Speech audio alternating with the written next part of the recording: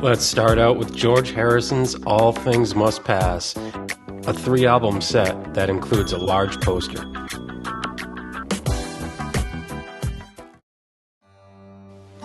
George's first album after the Beatles.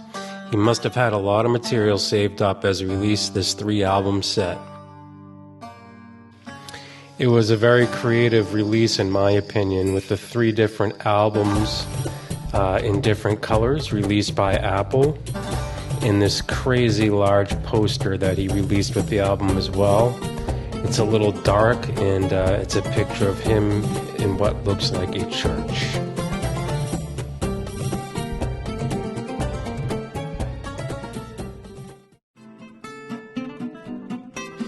Next, we'll check out Led Zeppelin's In Through the Outdoor, which included a paintable inner sleeve. Here's the front of the album, and the back of the album, in the paintable inside sleeve. And I didn't want to paint the whole thing, but I did experiment a little. You can see in green and in brown there that I dabbed a little bit of water on the inside sleeve, and the colors did show up. If I had dabbed the rest of it in color, it would have showed up in full color, and I never did that, and I'm quite curious as to what that would look like. And here's the other side of the paintable sleeve. And finally, this is what the album looked like. Kiss Destroyer is next on the list because it was just one plain badass album for its time.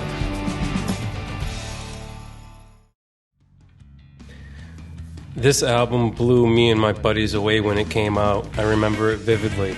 There was a lot of mystique around it as well with the costumes that they wore. As you can see, I listened to this album quite a lot and remember being in my room spinning this thing for hours on end. Here's the front of the album, and the back of the album, and the record itself.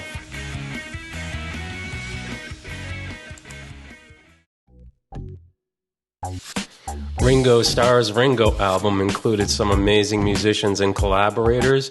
It also included a very cool sleeve. Here's the front of the album and the back of the album, which you can see I bought at Recycled Records in San Francisco for $3.50. This is the inside of the album,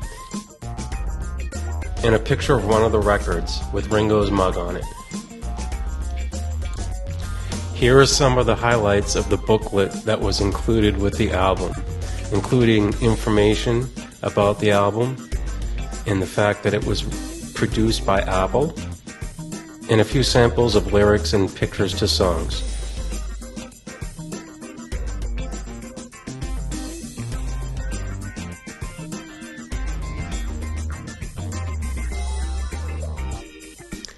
And check out the musicians on this album, including members of the Beatles in the band and several other notable musicians.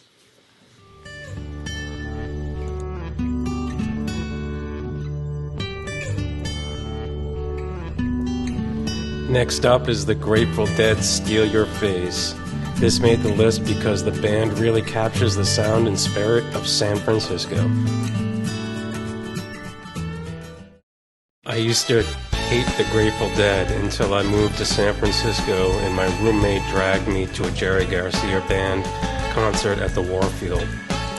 I picked this album because I think it really epitomizes the Grateful Dead with their time in San Francisco. You can see the different photos of the Grateful Dead house right off Haight Street in the Haight-Ashbury district in San Francisco. And there's great pictures of Jerry and the crew in their youth.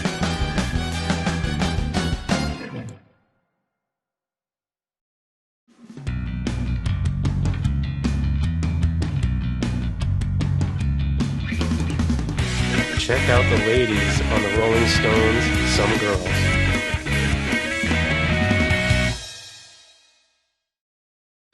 This is a very creative and fun album The Rolling Stones, Some Girls. Here's the front of the album, and the back of the album, and the inner sleeve, which can be turned both ways and inserted into the album, so you can have different faces on the front of the album, which looks like this with the front and the back. And finally, this is the phonograph.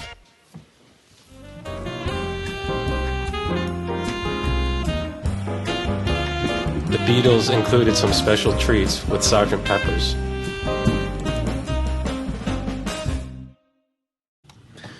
The Beatles, Sgt. Pepper's Lonely Hearts Club Band. Here's the front of the album and the back of the album. Here's the inside of the album and one of the phonographs.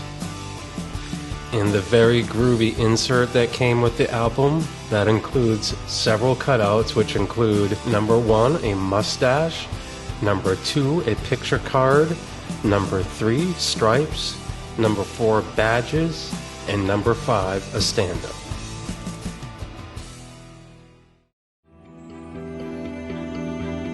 The band's final act, The Last Waltz.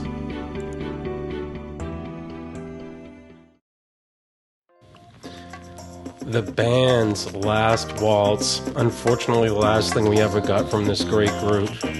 This is a fantastic 3-album set that also includes another great booklet, and I'll show you some highlights of that. And you'll also see that just like Ringo's album, this album has an incredible cast of musicians in it as well.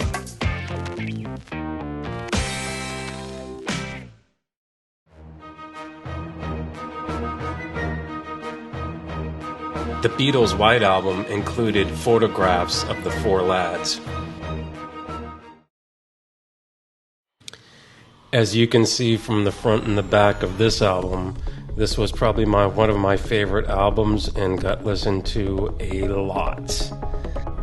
Here's the front of the album, and the back of the album, and the inside of the album. And just the incredible poster that came with it that has pictures of all 4 of the Beatles, really nice pictures.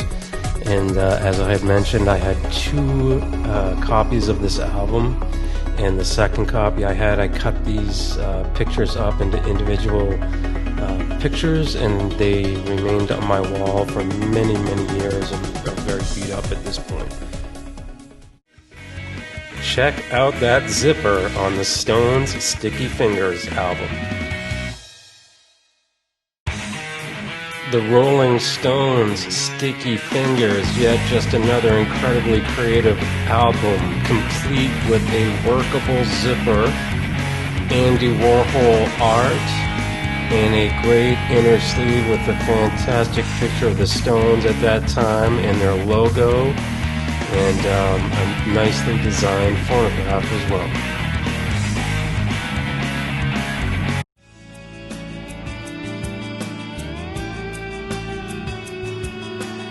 Thanks very much for watching this video. I hope you enjoyed it and found it helpful.